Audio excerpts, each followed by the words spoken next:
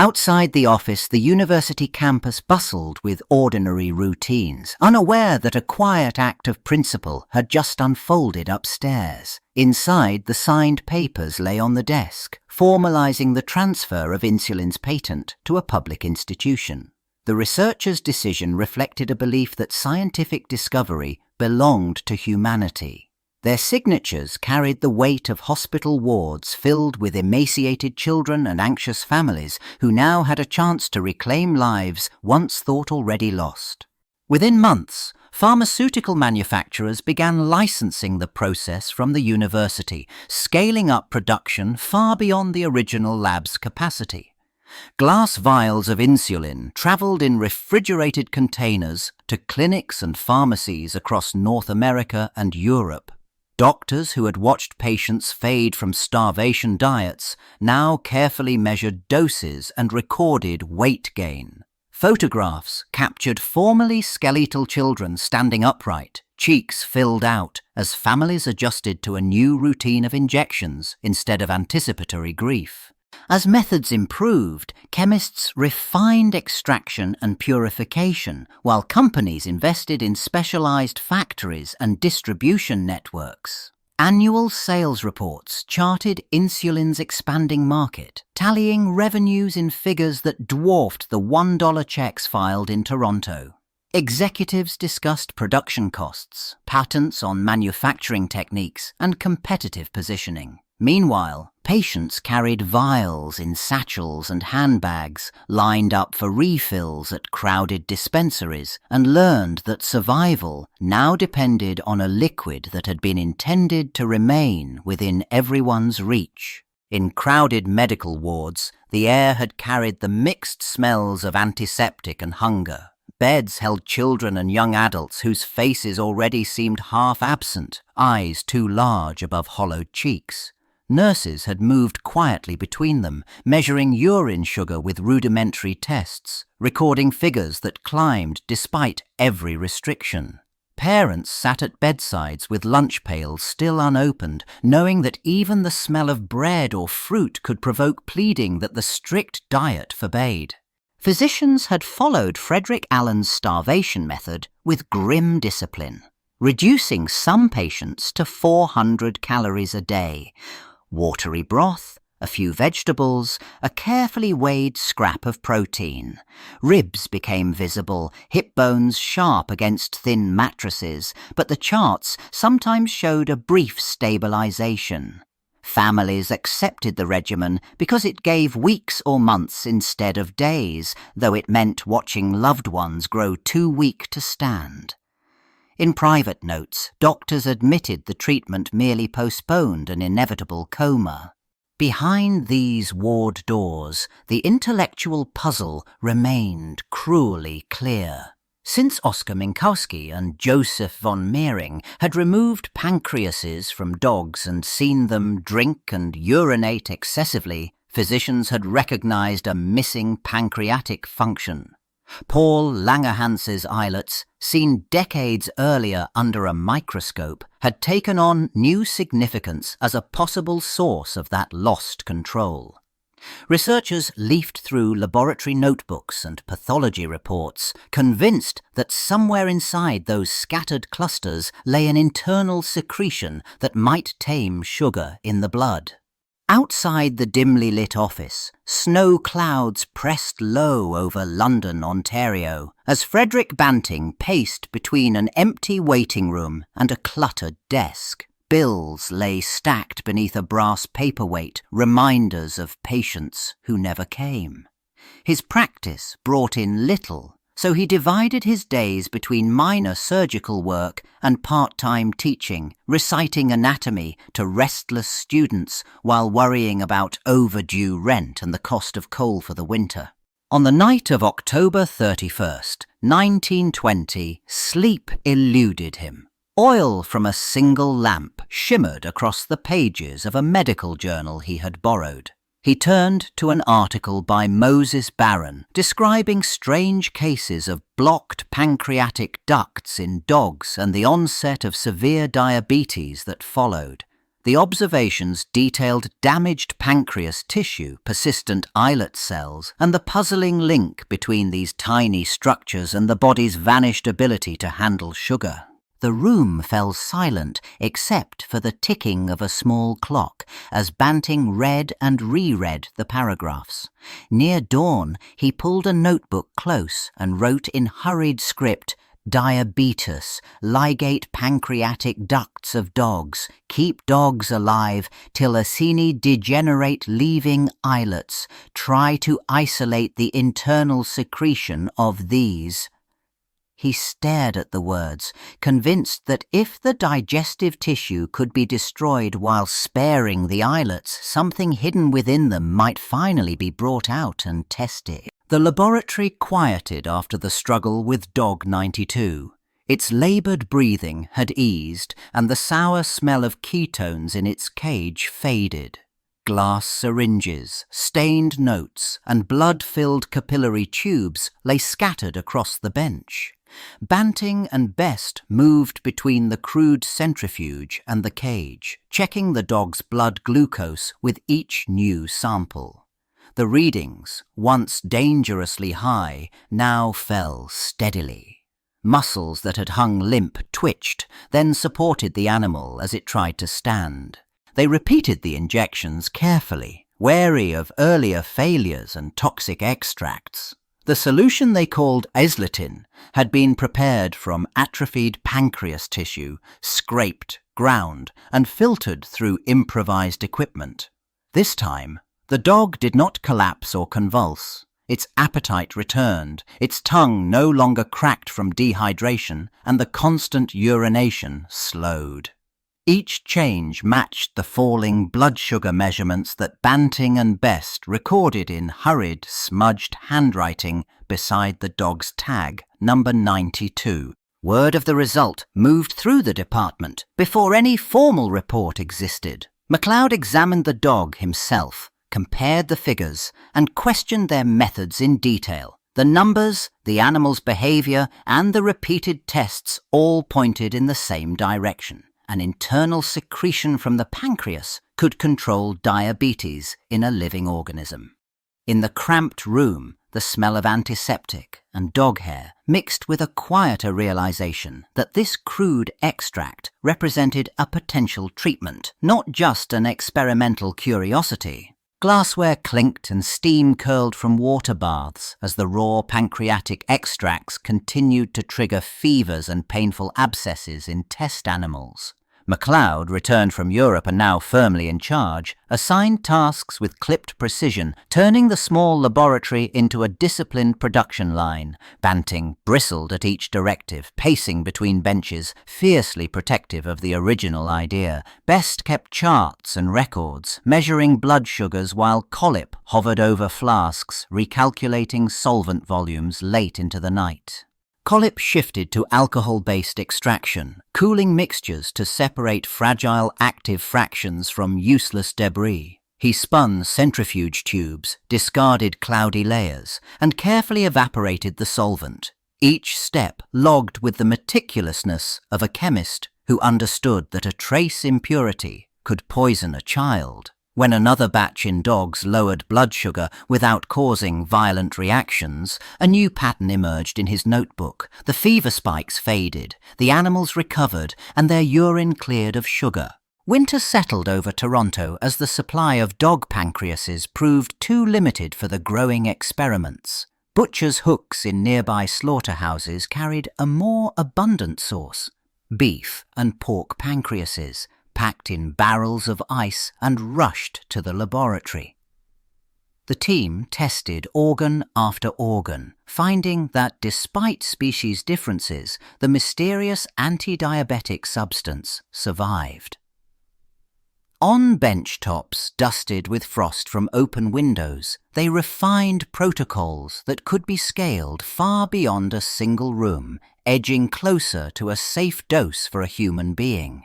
At Toronto General Hospital, word of Leonard Thompson's recovery travelled quickly along the corridors. Physicians gathered at bedsides where skeletal patients lay motionless, their breaths shallow and sweet with acetone.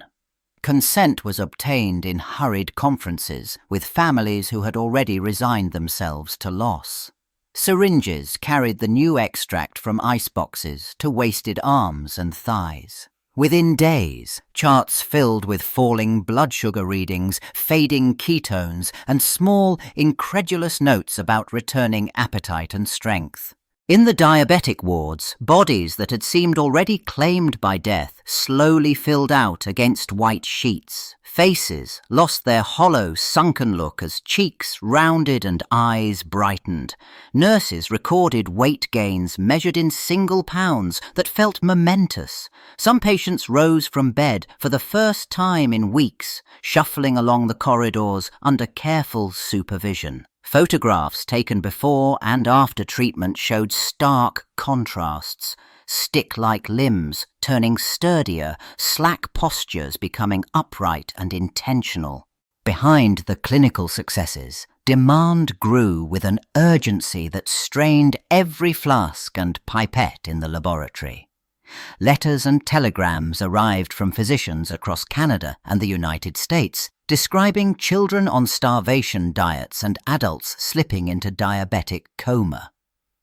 Bottles of extract left Toronto wrapped in cotton and hope, while Banting, Best and Collip worked through long nights to increase yield and consistency.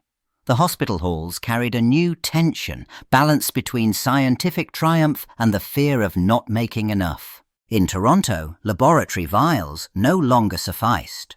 Hospital wards filled with emaciated children and young adults whose lives now depended on a steady, pure supply of insulin. J.J.R. Macleod examined reports from clinicians and realized the university could not possibly meet the growing demand alone. Glass flasks on crowded benches and improvised extraction rigs already ran day and night, yet shortages persisted.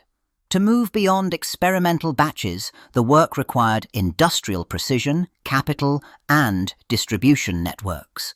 Correspondence passed between the University of Toronto and Eli Lilly and Company in Indianapolis, outlining what each side would accept. Executives in Indiana described their capacity for large-scale extraction and purification. Canadian doctors described the fragility of patients whose survival depended on reliable supplies. At the same time, Connaught Laboratories, already linked to the university, proposed expanding its own production. Meeting minutes recorded intense discussion about contamination risks, patent control, and the fear that any single corporation might dominate the new hormone. The university's insulin committee set down conditions before granting licenses. Firms had to adhere to potency and purity standards, submit to ongoing oversight, and accept non-exclusive time-limited rights. Pricing was required to remain reasonable, and manufacturers were warned that excessive profit would not be tolerated. Letters carried firm language. Insulin must be widely accessible, not a luxury commodity. From the outset, arguments over ownership, control, and cost surrounded every decision about how the hormone would reach patients. In 1923, the quiet rooms of the Patent Office carried the weight of an unusual decision. Frederick Banting, Charles Best, and James Collip each signed documents transferring their insulin-related patent rights to the University of Toronto for $1 apiece. The language on the pages remained formal and legalistic, but the intent behind the signatures was not.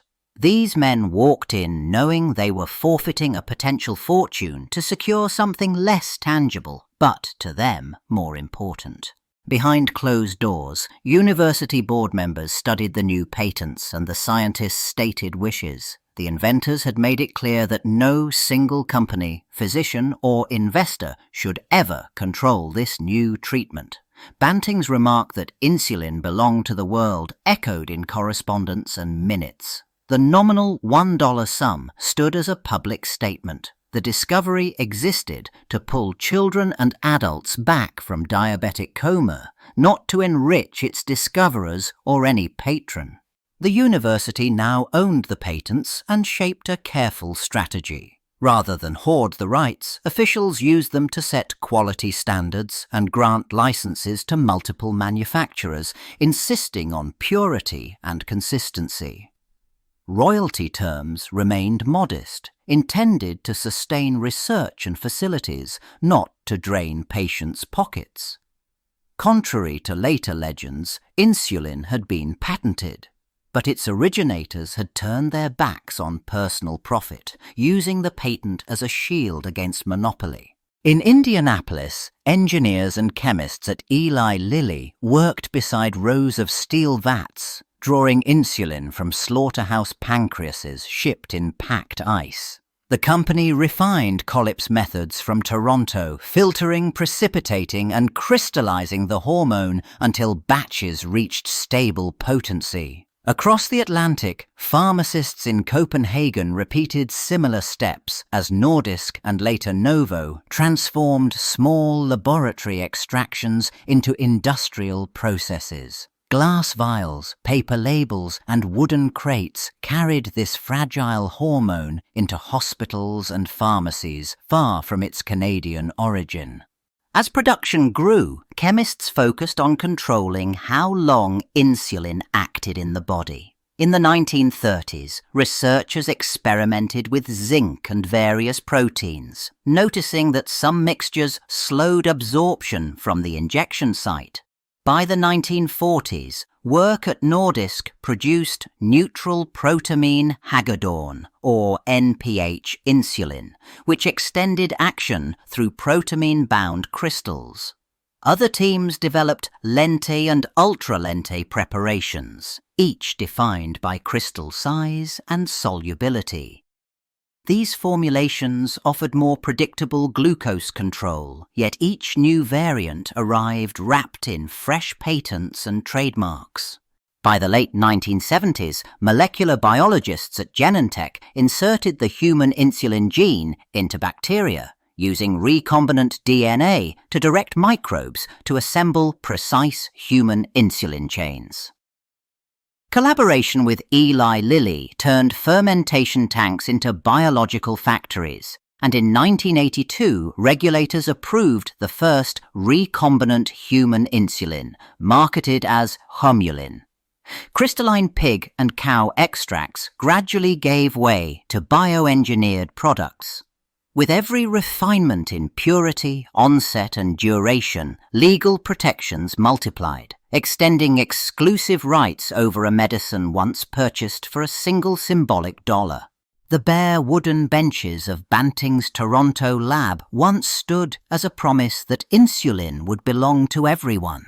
The patent transfer for a single symbolic dollar had embodied that belief, tying scientific discovery to a moral obligation. Decades later, brightly lit conference rooms, corporate logos, and production lines surrounded the same molecule with a different logic. Insulin had remained essential to survival, but the forces shaping its price had changed beyond recognition. By the 1990s, graphs of list prices climbed in steep, jagged lines, even as manufacturing costs stayed comparatively low. New insulin analogues arrived, each incremental change granting fresh patent protection and market exclusivity. Behind the scenes, manufacturers, wholesalers, and pharmacy benefit managers negotiated secret rebates and discounts that few outside the system fully understood. Patients at the pharmacy counter faced the list price, or a large share of it, while the real financial flows stayed hidden in confidential contracts. Investigations documented people with diabetes in the United States stretching vials, skipping doses, or turning to older, less predictable formulations because monthly costs exceeded their rent. Advocacy groups cited studies showing much lower prices in countries with tighter regulation, underscoring the gap between possibility and reality. Banting's words, condemning profiteering in medicine, echoed against images of crowdfunding pages and memorials for those lost after rationing insulin. The same discovery, once offered freely, now stood at the center of a global argument over how much a life-saving drug should cost.